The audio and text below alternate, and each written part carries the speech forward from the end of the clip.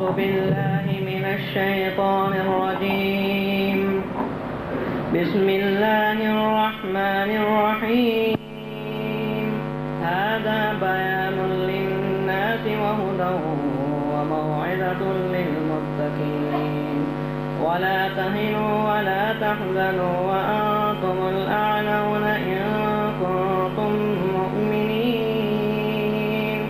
إن يمسسكم كرح فقد مس القوم كرح مثله وتلك الأيام نداولها بين الناس وليعلم الله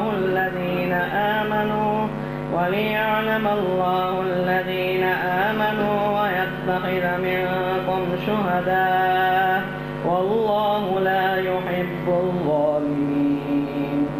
وليمحص الله الذين آمنوا ويمحق الكافرين.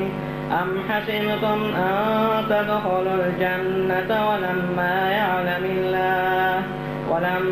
يعلم الله الذين جاهدوا منكم ويعلم الصابرين. ولقد كنتم تمنون الموت من قبل أن تلقوه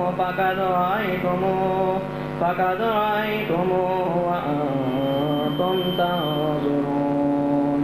وما محمد إلا رسول قد خلت من قبله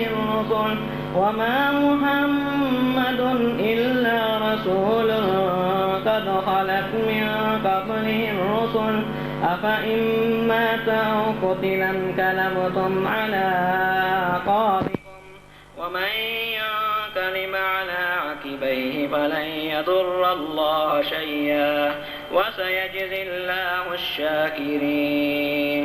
وما كان لنفس أن تموت إلا بإذن الله كتابا مؤجلا ومن يرد ثواب الدنيا نؤتيه منها ومن يرد ثواب الآخرة نؤتيه منها وسنجزي الشاكرين.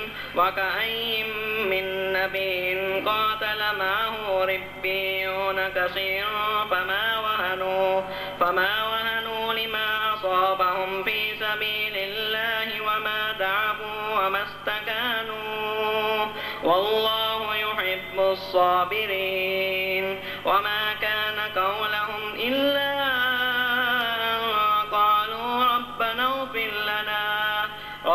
اغفر لنا ذنوبنا وإسرافنا في أمرنا وثبت أقدامنا وانصرنا على القوم الكافرين. فآتاهم الله ثواب الدنيا وحسن ثواب الآخرة والله يحب المحسنين.